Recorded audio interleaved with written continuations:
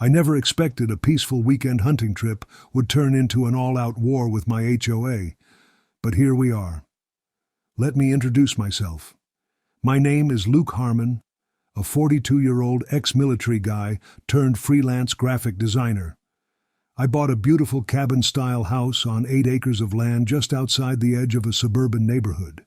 The area is part woods, part luxury housing sprawl, and yes, governed by the ever-dreaded Homeowners Association, or as I like to call them, the nosy neighborhood police. My property backed up into some light forest that everyone assumed was just public land. It wasn't. It was owned by a private timber company that never posted signs, and since it wasn't developed, the local HOA had started using it as a hiking trail system. I never minded. Hikers would pass quietly. I'd wave from my porch. It was a live and let live arrangement, until the hunting season opened. I've been hunting deer since I was a kid with my dad. It's more about quiet time in the woods than actually killing anything these days.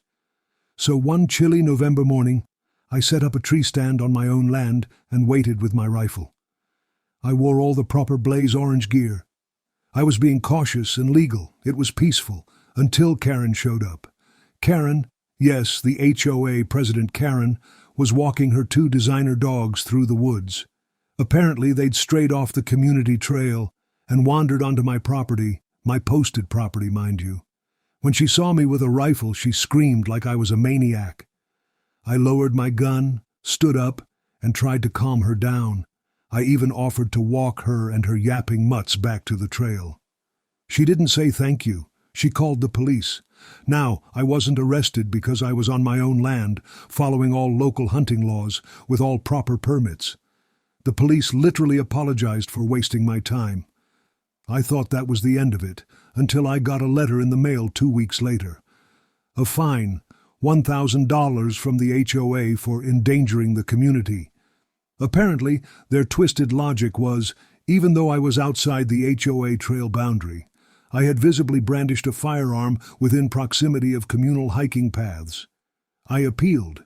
They denied it. They said the perception of danger was enough. I was furious.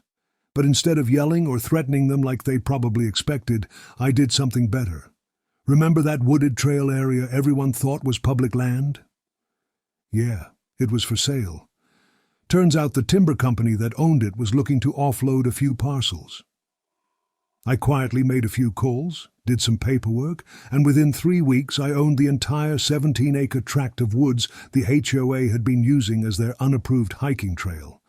I also posted private property, no trespassing signs every 30 feet.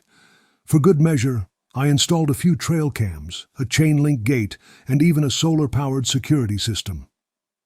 The next HOA meeting, let's just say Karen's face turned redder than a ripe tomato. The HOA tried to claim I was blocking community access to traditional trails. I showed them the deed. They threatened legal action. I hired a great real estate attorney who laughed them out of the conversation. I made it clear. The land is now closed to all HOA residents indefinitely.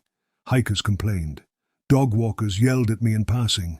Karen tried to organize a petition to force the sale back. Too bad. The best part? The trails were one of the key features in the HOA's real estate listings. Property values dropped. People started demanding answers from the HOA board. Karen eventually resigned after a very loud meeting where someone accused her of causing the woods to be taken away. Since I now owned the woods, I decided to make the most of it. I set up a small off-grid cabin deep in the trees. Now I spend weekends there with friends, grilling meat, playing cards, and yes, doing a little more hunting. No one bothers me. I even made sure it was fully legal to host occasional paintball games there. The HOA can't do a thing about it. You mess with me over hunting, I'll just own your precious trail system and shut it down. Lesson learned, never start a war with someone who knows how to finish it silently, with paperwork. And sometimes, a deer stand is the best place to spot not just bucks, but bad neighbors in disguise.